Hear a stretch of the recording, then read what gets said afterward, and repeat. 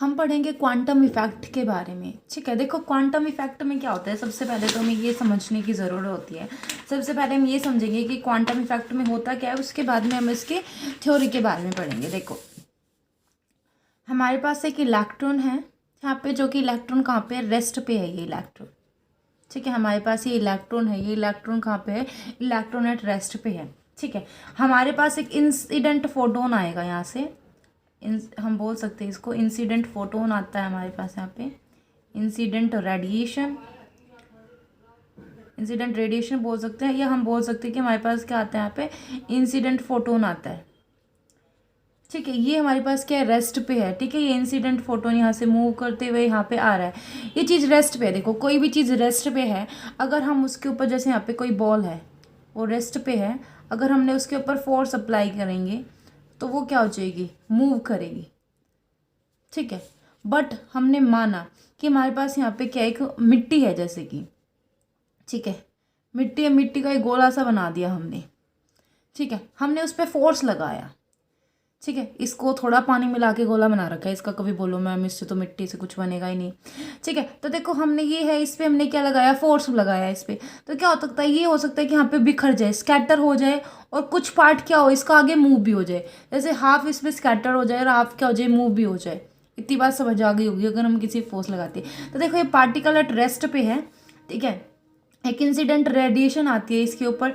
ठीक है, देखो यहाँ पे इलेक्ट्रॉन है रेस्ट पे, इलेक्ट्रॉन रेस्ट पे है, तो इसका क्या होगा, ये इलेक्ट्रॉन कुछ पार्ट तो इसका क्या होता है, रिकॉइल हो जाता है इलेक्ट्रॉन, क्या हो जाता है, ये रिकॉइल होता है इलेक्ट्रॉन यहाँ से, मतलब मूव करता है, रिकॉइल करता है। ठीक है, और यहाँ पे क्या होता है, ये स्कैटर हो जाता है फोटोन। एक तो इलेक्ट्रॉन क्या हो जाएगा, रिकॉइल होगा, दूसरा क्या हो जाएगा, स्कैटर्ड हो जाएगा फोटोन। ठीक है, क्या हो जाएगा यहाँ पे, फोटोन स्कैटर्ड हो जाएगा। देखो जब फोटोन स्कैटर्ड हो जाएगा उसकी वेलोसिटी कम होगी। ठीक है, और जो ये जो पूरा प्रोसेस है ये किस पे डिपेंड करता है, इसको हम बोलते हैं रिलेटिविस्टिक। ठीक है, रिलेटिविस्टिक, इसका मतलब क्या होगा, मास वेरीज करेगा विद वेलोसिटी। मास किसके साथ वेरी करेगा, वेलोसिटी के साथ में वेरी करेगा। ठीक है, इंसिडेंट रेडिएशन हुई, ये स्कैटर्ड हुआ यहाँ पे। ठीक है, यहाँ पे अब देखो इतना आपको समझ आ गया। जो रेस्ट ऑफ इलेक्ट्रॉन्स है यहाँ पे, ये जो यहाँ पे एनर्जी होगी इस रेस्ट, जब रेस्ट पे इलेक्ट्रॉन, एनर्जी किसकी है, इसकी एनर्जी है m0 c² है इसकी एनर्जी, जब इलेक्ट्रॉन वहाँ पे है, रेस्ट पे है। जब ये रिकॉइल हुआ तो ये कितना हो गई, mc² हो गई, रिकॉइल क्या हो गई, mc², और जो इसकी मास विद वेलोसिटी mv इसका चल रहा है। यहाँ पे क्या हो रहा है, स्कैटर्ड हो गई। तो जब स्कैटर्ड होती है इस पे, तो हमारे पास क्या आ रहा है, HV'। ये जो V है क्या है, ये इसकी फ्रीक्वेंसी, म्यू बोल सकते हैं हम इसको, V नहीं है भाई, ये म्यू है, म्यू फ्रीक्वेंसी V'। या जब ये फ्रीक्वेंसी ऐसे स्कैटर्ड होता है इलेक्ट्रॉन, तो इसकी फ्रीक्वेंसी क्या होती है, कम हो जाती है। हम इसको क्या बोलते हैं, लोअर फ्रीक्वेंसी भी बोलते हैं। किसको बोलते हैं, ये म्यू डैश को, सिर्फ ये एच नहीं लेंगे इसमें, म्यू डैश लेंगे हम इसको। और जब ये यहाँ पे इंसिडेंट फोटोन था, जब क्या था ये, एच म्यू।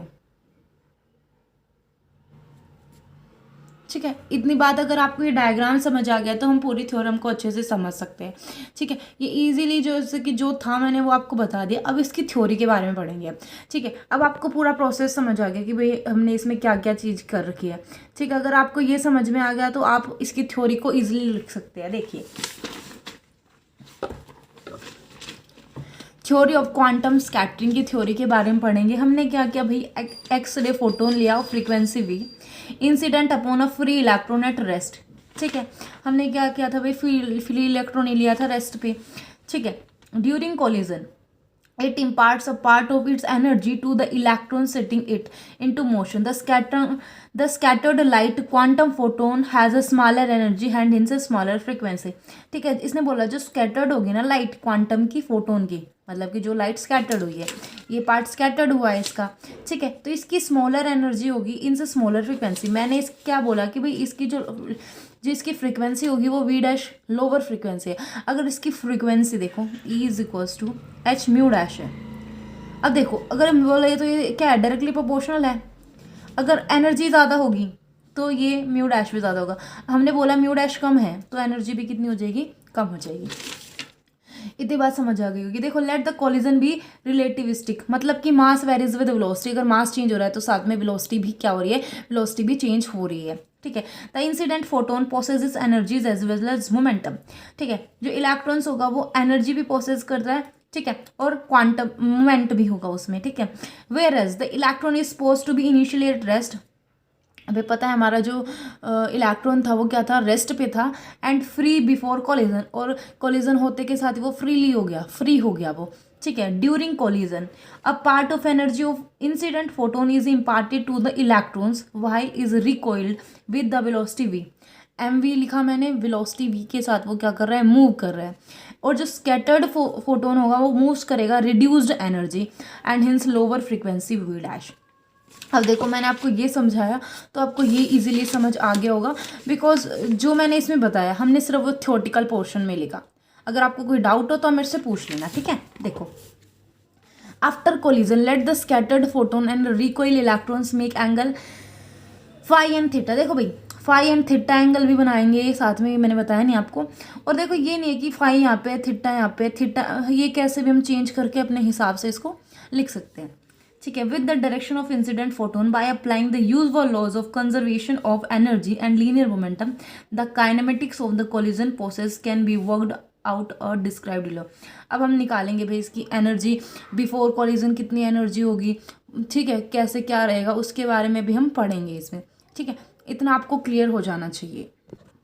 अब देखो, यहाँ पे हमें क्या निकालनी है, बिफोर कोलिजन और आफ्टर कोलिजन हम मोमेंटम निकालेंगे, एनर्जी निकालेंगे इलेक्ट्रॉन्स की। ठीक है, अब देखो, पहले हम निकालते हैं बिफोर कोलिजन। पहले तो इलेक्ट्रॉन कहाँ था, रेस्ट पे था, when electron at rest. Electron पहले किस पे था, रेस्ट पे था। ठीक है, और आपके एग्जाम्स आने वाले हैं तो आप इस वीडियो की थोड़ी स्पीड बढ़ा के भी देख लेना। ठीक है, देखो, जो एनर्जी थी इंसिडेंट फोटोन के, इंसिडेंट फोटोन जो फोटोन इंसिडेंट कराया था, देखो ये उसकी एनर्जी कितनी थी, एच म्यू एनर्जी थी, इंसिडेंट जो फोटोन किया कराया था हमने। ठीक है, और जो रेस्ट एनर्जी थी, rest energy of electron, electron की एनर्जी एट रेस्ट पे कितनी थी, M naught C square. M naught C square, M naught क्या है, रेस्ट मास ऑफ इलेक्ट्रॉन। ठीक है, तो देखो, the momentum of the incident photon, जो मोमेंटम होगा, momentum of the incident photon, क्या मोमेंटम होगा, वो होगा एच वी अपॉन में ई, एच वी अपॉन में सी। देखो, अब ये एच वी अपॉन में सी कैसे आया, इसके बारे में पढ़ेंगे। ये क्या है, momentum of the incident photon है, ये एच वी अपॉन में सी आएगा, कैसे आएगा ये देखो। देखो, एनर्जी कितनी होती है, एच वी। ठीक है, एनर्जी कितनी है, एच वी, किसके इक्वल है ये, एम सी स्क्वेयर के इक्वल है। किसके इक्वल है, एम सी स्क्वेयर के इक्वल होती है एनर्जी, आपने पढ़ा होगा।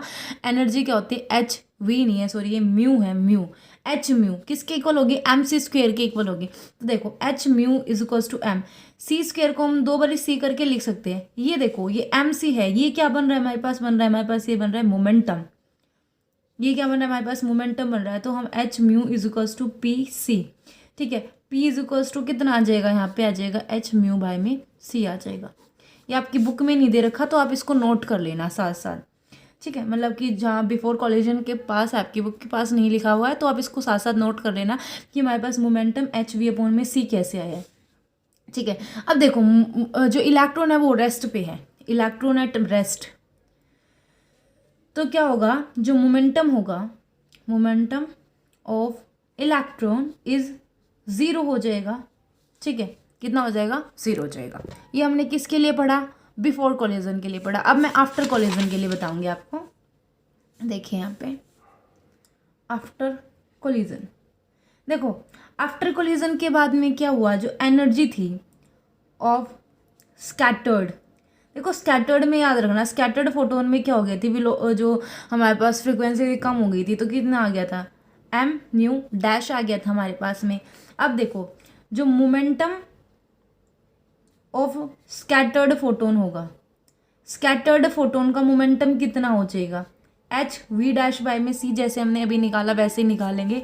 कैसे? H V dash is equals to M C square, that is H V C dash is equals to M C, और साथ में सी ये पी बन जाएगा, that H mu dash upon में सी आ जाएगा ये। ठीक है, ये हमने ऐसे ही निकाला है momentum of scattered photon and energy of scattered photon. इतनी बात क्या होगी, क्लियर हो गई होगी आपको। और देखो, जो द मोमेंटम है, momentum of recoil electron, recoil electron का मोमेंटम कितना था? एम वी था। देखो, जो रिकॉइल इलेक्ट्रॉन था उसका मोमेंटम कितना था? एम वी आ रहा था उसका मोमेंटम। तो हमने ये सारी चीज़ें क्या की, यहाँ पे नोट की। वी क्या है? V is the velocity, V is the velocity of electron after collision. देखो, इतनी बात क्लियर हो गई होगी आपको कि रिकॉइल इलेक्ट्रॉन्स कितनी आ गई। अब देखो, जो टोटल एनर्जी होगी, total energy of recoil electron, मतलब इंक्लूडिंग किसको इंक्लूड किया हमने? रेस्ट एनर्जी को। जो रेस्ट एनर्जी थी किसकी? इलेक्ट्रॉन्स की, वो कितनी हो जाएगी? एम सी स्क्वेयर हो जाएगी। एम क्या हो जाएगा? मास ऑफ द इलेक्ट्रॉन हो जाएगा। तो हमारे पास जो मास आएगा टोटल वो कितना आ जाएगा? M is equals to M naught upon में वी वन माइनस में वी स्क्वेयर अपॉन में सी स्क्वेयर आ जाएगा। ये आपको याद रखना है, ठीक है। और यहाँ पे एम नोट क्या है? एम नोट कहाँ पे था? M naught is mass at rest. M naught क्या था? हमारा मास था रेस्ट पे। एम हमारे पास क्या आ गया? एम नोट अपॉन में one minus V square upon में सी स्क्वेयर आ जाएगा यहाँ पे, ठीक है। अब देखो, हमें जो मेन काम करना है वो करेंगे। From the principal of conservation of energy हम निकालेंगे, फिर हम इनको कंपेयर करेंगे आफ्टर कोलिजन और बिफोर कोलिजन, फिर हमारे रिजल्ट्स आएंगे। अभी देखो, अब इलास्टिक कोलिजन में हम बात करते हैं बिफोर कोलिजन और आफ्टर कोलिजन की। Energy and momentum is conserved, ठीक है। Principle of conservation of energy हम यहाँ पे यूज कर रहे हैं। Before collision energy is equals to after collision energy होगी। यहाँ पे देखो, बिफोर कोलिजन एनर्जी, यहाँ पे देखो बिफोर कोलिजन एनर्जी फोटोन की एच म्यू थी, ठीक है। Energy of the electron M note C square थी। ये आपको अभी हमने निकाली है तो आपको ये याद हो जानी चाहिए साथ साथ। तो एच म्यू प्लस में एम नोट सी स्क्वेयर कर दिया। आफ्टर कोलिजन की बात करें तो आफ्टर कोलिजन क्या था? ये रहा। आफ्टर कोलिजन कहाँ गया? ये रहा। After collision H mu dash हो जाएगी और कहाँ पे एनर्जी इतनी आ जाएगी, एच म्यू डैश प्लस में एम सी स्क्वेयर बात करेंगे, क्योंकि इसमें आफ्टर कोलिजन में क्या हुआ था? इंक्लूडिंग एनर्जी करे तो एम सी स्क्वेयर आ जाएगा यहाँ पे, ठीक है। ये हमारी फर्स्ट हो जाएगी। अब हम मोमेंटम की बात करेंगे, ठीक है। देखो, हमने अभी मैंने डायग्राम बनाया था आपको समझाने के लिए। यहाँ से इंसिडेंट आ रही थी, इंसिडेंट फोटोन आ रहा था यहाँ से, ठीक है। ये इलेक्ट्रॉन रेस्ट पे था, ठीक है। यहाँ पे स्कैटर्ड हो रहा था और यहाँ पे क्या हो रहा था? रिकॉइल हो रहा था, ठीक है। अब हम मोमेंटम फाइंड आउट करेंगे। देखो, मोमेंटम हमने फाइंड आउट करा। यहाँ पे एंगल थीटा और यहाँ पे एंगल फाइल और यहाँ पे एंगल कितना है? थीटा है। अब हमें क्या निकालना है? मोमेंटम निकालना है। मोमेंटम निकालना है जो कि किस में होगा? एक तो एक्स एक्सिस में होगा और एक किस में होगा? वाई डायरेक्शन एक्सिस पे होगा। देखो, एक्स एक्सिस पे कोस थीटा की टर्म्स में होता है और वाई एक्सिस पे किसकी टर्म में होता है? साइन थीटा की टर्म में होता है। देखो, हमने स्कैटर्ड मोमेंट है ये। स्कैटर्ड के लिए अगर हम निकालते हैं तो यहाँ पे देखना, P dash cos phi is equals to momentum कितना था? एच म्यू डैश बाय में सी कोस फाई आ जाएगा, ठीक है। साइन के रिस्पेक्ट में निकालेंगे, P dash sine phi is equals to H mu dash C is equals to sine theta, ठीक है। रिकॉइल इलेक्ट्रॉन्स के लिए निकालेंगे तो देखो, P dash E cos theta is equals to M V cos theta. और साइन डायरेक्शन में निकालेंगे एक्स एक्सिस में तो कितना आ जाएगा? P dash E sine theta is equals to M V sine theta. अब हम किसकी बात कर रहे हैं? किसकी बात कर रहे हैं? मोमेंटम की बात कर रहे हैं, ठीक है। फिर बाद में हम अप्लाई करेंगे principal of conservation of momentum in the direction of incident. देखो, बिफोर आफ्टर कोलिजन की बात करेंगे हम। देखो, पी प्लस में पी करेंगे हम, एक्स एक्सिस की बात कर रहे हैं। किसकी बात कर रहे हैं? एक्स एक्सिस की। हम देखो तो इन दोनों को ऐड करेंगे, ये P is equals to P E, ये इलेक्ट्रॉन के लिए मोमेंटम है, ठीक है। तो P प्लस में P करेंगे तो P की वैल्यू कितनी थी? P dash cos phi plus में P dash E cos theta. Before और आफ्टर हम कर रहे हैं, ठीक है। तो हमने बिफोर और आफ्टर हम कैलकुलेट करेंगे इसको, तो P dash cos theta plus में P E dash cos theta. ठीक है। पी डैश कोस थीटा की वैल्यू पुट कर देंगे H mu dash C cos theta, इसकी value M V cos theta, इसकी वैल्यू पुट कर दी। देखो पी हमारे पास कितना था, पी हमारे पास था एच म्यू सी, और जो इलेक्ट्रॉन का मोमेंटम था वो कितना था, 0 था। तो हमारे पास कितना आ जाएगा, H mu C is equals to H mu dash C cos phi plus में एम वी कॉस थीटा। इसमें अगर हम सी से मल्टीप्लाई कर दे दोनों साइड, तो यहाँ पे सी आएगा, सी से सी कैंसिल, यहाँ पे सी आएगा, सी से सी कैंसिल, और इसमें क्या हो जाएगी, सी की मल्टीप्लाई हो जाएगी। ठीक है, ये किसके लिए था, एक्स एक्सिस के लिए था। अब हम वाई एक्सिस के लिए निकालेंगे। देखो वाई एक्सिस के लिए निकालेंगे, देखो वाई एक्सिस है, वाई एक्सिस में देखो बिफोर कोलिजन, कोलिजन से पहले यहाँ पे कुछ हो रहा है, कुछ भी नहीं हो रहा। बिफोर कोलिजन कुछ भी नहीं है इसमें, आफ्टर कोलिजन के दोनों रिजल्ट है मोमेंटम के लिए।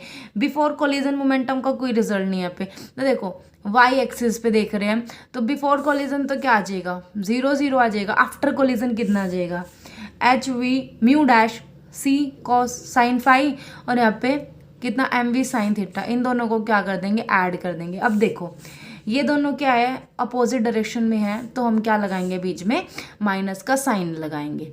ठीक है, अगर इसको भी अगर आप सी से डिवाइड कर रहे हो तो यहाँ पे सी से मल्टीप्लाई आ जाएगी। ठीक है, देखो इतनी बात है, इतनी बात आपको क्लियर हो जानी चाहिए। ठीक है, हमने पहले किसके लिए निकाला, हमने पहले एनर्जी एंड मोमेंटम निकाला था जो बिफोर कोलिजन एनर्जी के लिए, अब हमने मोमेंटम के लिए निकाल दिया।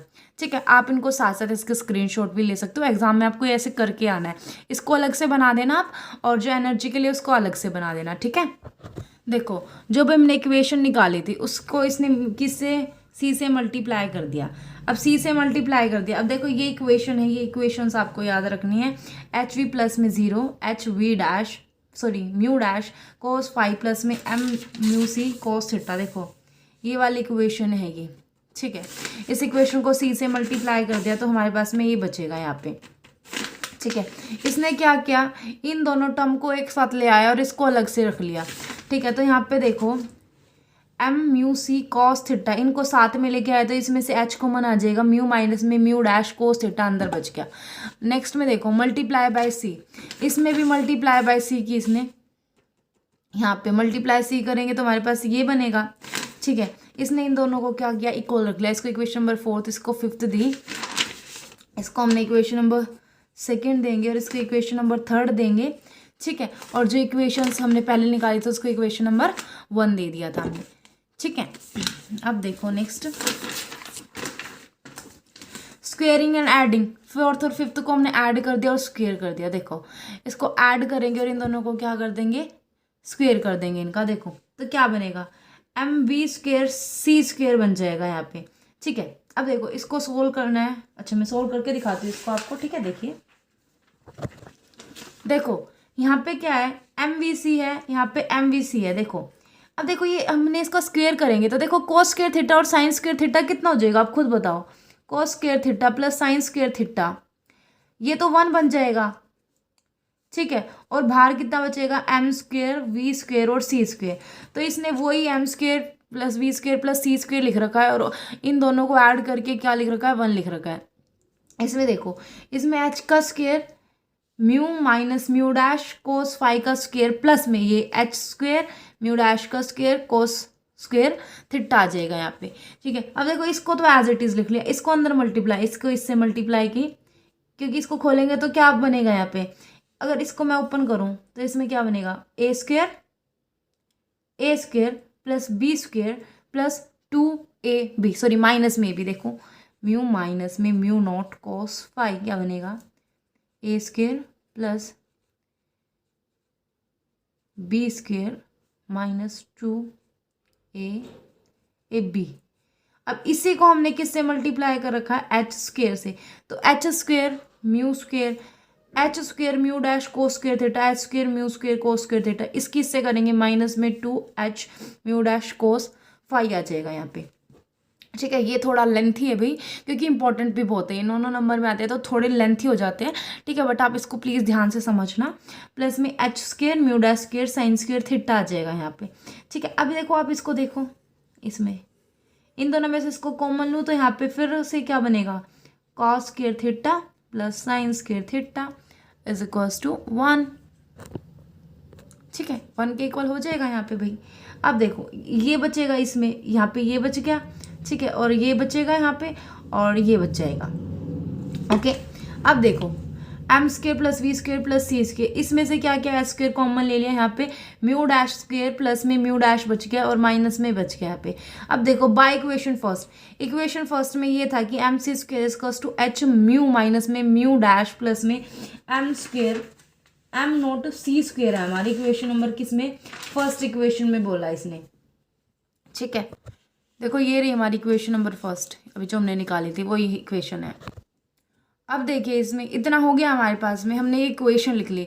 अब स्क्वेयरिंग करेंगे बोथ साइड, इसमें भी स्क्वेयर करेंगे, एम स्क्वेयर सी स्क्वेयर करेंगे तो 4 बन जाएगा, इसमें एच स्क्वेयर करेंगे, इसका स्क्वेयर करेंगे, फिर वही फॉर्मूला खुलेगा A square plus B square minus 2ab M not square C H 4, यहाँ पे ये बन जाएगा।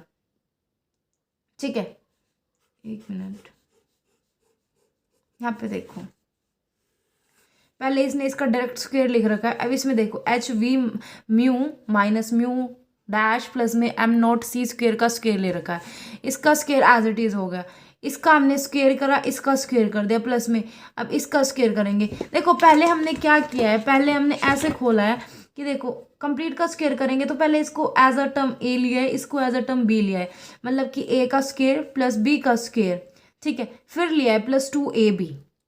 ओके, समझ रहे होंगे आप, इसको ए लिया, इसको बी लिया, फिर सोल्व किया है। अब देखो इक्वेशन नंबर 7 में से इक्वेशन नंबर 6 को क्या किया, माइनस किया। इक्वेशन नंबर 7 को किस में से 6 में से माइनस करेंगे हम, तो हमारे पास देखो ये आएगा, टर्म आएगी। मैं इक्वेशन नंबर 6 और 7 लिख लेती हूँ, एक बार नोट कर लेती हूँ। देखो इक्वेशन नंबर 7 ये बनी थी, इक्वेशन नंबर 6 ये बनी थी हमारे में। देखो यहाँ पे एम का स्क्वेयर है, यहाँ पे एम की 2 है, वी स्क्वेयर है, सी स्क्वेयर है, यहाँ पे सी की 4 है। अब एच स्क्वेयर है, एच स्क्वेयर से एच स्क्वेयर कॉमन तो नहीं आएगा भाई, क्योंकि इसमें एच स्क्वेयर नहीं है करके। ठीक है, देखो इसको आप इन दोनों इक्वेशंस को खुद सोल्व करोगे, इनको माइनस आप करोगे, वरना हमारा जो ये लेंथी हो जाता है बहुत ज़्यादा। ठीक है, आप इसको सोल्व करोगे, ये आएगा। अगर आपका सोल्व नहीं हो रहा है तो आप मेरे से पूछना, मैं आपको बता दूंगी। ठीक है, तो यहाँ पे क्या आ रहा है, M not square C 4 2 H square mu dash cos 5 minus 1 plus में एम नोट स्क्वेयर सी की 4 प्लस 2 H mu minus mu dash M square C square. ठीक है, 2h mu minus mu not C square is equals to this, इसके equal कर रखा है इन्होंने इसको। ठीक है, अब देखो 2h से यहाँ पे क्या होगा, 2h कॉमन 2h कैंसिल हो जाएगा और एक h बच जाएगा यहाँ पे। ठीक है, तो v माइनस वी डैश और जो इसका वी डैश था वो यहाँ पे आ जाएगा, h अपॉन में इसका जो एम नोट सी स्क्वेयर था यहाँ पे आ जाएगा। यहाँ पे क्या है 1 माइनस कोस पाई, बिकॉज बाहर माइनस का साइन है तो इसको अंदर ट्रांसफर करेंगे तो 1 माइनस कोस पाई आ जाएगा। और जो पहले मैंने इक्वेशन बताई है 6 7, उसमें सिंपल आपको माइनस करना है। अगर फिर भी आपको कुछ डाउट हो तो आप पूछ लेना मेरे को। ठीक है, सिर्फ लेंथ ही था इस वजह से नहीं करा रही मैं उसको। ठीक है, अब देखो इसको करेंगे, इसको अब सोल्व करेंगे हम, तो हमारे पास क्या बनेगा, 1 अपॉन में वी 1 माइनस 1 अपॉन में वी, क्योंकि इस म्यू को एक बार इसके नीचे रखा, इस एक बार इसके नीचे रखी, इसकी करेंगे तो म्यू से म्यू कट जाएगा, 1 अपॉन में म्यू डैश बचेगा। अगर इसके नीचे रखेंगे इसको करके तो म्यू डैश से म्यू डैश कट जाएगा, 1 अपॉन में म्यू बच जाएगा, equals to this equal to this आ जाएगा। ठीक है, अब हम पुट करेंगे, पुट क्या करते हैं, lambda is equals to C by V. ठीक है, लैम्बडा क्या होता है, फ्रिक्वेंसी होती है, नहीं फ्रिक्वेंसी होती है, लैम्बडा वेवलेंथ होती है।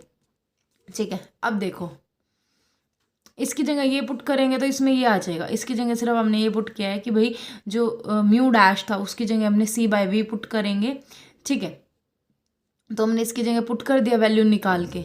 अब देखो इसको करेंगे तो क्या आ जाएगा, सी कॉमन ले लिया, मतलब ए की जगह रख लिया इसको। ठीक है, तो ये एच डैश अपॉन में अल्फा अपॉन में C equals to H C square equals to 1 minus cos alpha हमारे पास यहाँ पे आ जाएगा। ठीक है, अब एक सी से एक सी कैंसिल हो जाएगा, 2 सी है यहाँ पे, एक सी से एक कैंसिल हो जाएगा तो यहाँ पे कुछ नहीं बचेगा। अब जो ये आ रखा है ये क्या है, डेल्टा, मतलब क्या बोल सकते हैं हम, चेंज इन वेवलेंथ है ये। ठीक है, अब delta lambda does not depend on frequency, ये क्या करेगा, फ्रीक्वेंसी पे डिपेंड नहीं करेगा। ये आपको लिखने हैं रूल्स कि भाई ये इस पे डिपेंड नहीं करेगा। देखो हमने क्या किया, लैम्बडा की जगह सी बाय म्यू पुट किया बस। ठीक है, फिर यहाँ से वैल्यू निकाली, म्यू की वैल्यू अगर मैं यहाँ से निकालूंगी तो म्यू की वैल्यू कितनी आ जाएगी, सी बाय लैम्बडा आ जाएगी म्यू की वैल्यू यहाँ से। ठीक है, अब देखो यह अपोजिट है तो सी बाय लैम्बडा की जगह लैम्बडा अपोन में सी रखेंगे। अगर इसमें डैश लगा हुआ है तो इसमें भी डैश लगा देंगे।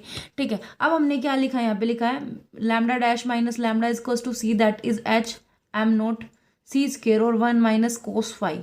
एक सी से एक सी कट गया तो यहाँ पे ये बच गया lambda dash minus lambda is equals to H M note C. और ये जो है डिफरेंस है जिसको हम डेल्टा लैम्बडा बोलें। डेल्टा लैम्बडा डिपेंड नहीं करेगा फ्रीक्वेंसी पे, इंडिपेंडेंट होगा नेचर ऑफ स्कैटर्ड के, डिपेंड करेगा किस पे, फाई पे। मतलब कि जो ये कोस के साथ ये एंगल 11 माइनस कोस अल्फा, इस पे ये डिपेंड करेगा। ठीक है, अब ये जीरो कब होगा, जब phi is equals to zero होगा। मतलब कि क्या होगा, अब 90 पे जो है कोस 90 पे जीरो होता है ना, इस वजह से ये भी लैम्बडा भी किस पे होगा, जीरो 90 पे हो जाएगा। क्वांटम वेवलेंथ के बारे में हम इसको पढ़ रहे हैं। अब ये डेल्टा लैम्बडा किसके इक्वल आ जाएगी, एच अपॉन में एम नोट सी के इक्वल आ रखी है यहाँ पे। ठीक है, अब देखिए हम इसके आगे का प्रोसेस पढ़ेंगे अभी। तो देखो हमारे क्वेश्चन में क्या था, लास्ट तक हमारे क्वेश्चन में हमें पढ़ना था कि हमें देना था भाई चेंज इन फ्रीक्वेंसी निकालना है जब स्कैटर्ड हो फोटोन से। ठीक है, तो देखो हमने यहाँ तक इसको प्रूव कर दिया है। तो ये जो हमारा इफेक्ट है ये क्या हो जाता है, कंप्लीट हो जाता है। ठीक है, तो हमारा क्वेश्चन यहाँ तक क्या हो जाएगा, कंप्लीट हो जाएगा। और देखो यहाँ पे ये जो एक्सप्रेशन होता है gives the change in wavelength of the scattered photon. Scattered photon की वेवलेंथ में जो चेंज होता है उसके बारे में बताता है, इज कॉल्ड कम्पटन शिफ्ट बोलते हैं हम उसको। वो इंडिकेट्स करता है कि जो अल्फा डैश होगा वो अल्फा से क्या होगा, ग्रेटर होगा। ठीक है, तो देखो अगर फाई हमारे पास पाई बाय 2 है, मतलब अगर हमारे पास फाई कितना है 90 है, तो कोस 90 जीरो हो जाएगा। ठीक है, तब हम डेल्टा लैम्बडा की वैल्यू कैलकुलेट करेंगे। ठीक है, एच बाय एम नोट सी की वैल्यू कैलकुलेट करेंगे। फिर हम किसके लिए कैलकुलेट करेंगे कि phi is equals to 0 then cos alpha is equals to 1 पे। ठीक है, तब हम इसकी वैल्यू कैलकुलेट करेंगे। फिर phi is equals to 180 cos alpha is equals to -1, इस पे हम इसको कैलकुलेट करेंगे। ठीक है, देखो इसमें क्या था, अगर 90 है तो कोस 0 होगा, अगर फाई 0 है मतलब एंगल 0 है तो कोस कितना हो जाएगा, 1 हो जाएगा। 180 पे कितना हो जाएगा, -1 हो जाएगा। तो हमें वैल्यू पुट करके क्या करना है, इसको कैलकुलेट करना है। ठीक है, उसके बाद में ग्राफ आता है हमारे पास यहाँ पे वेरिएशन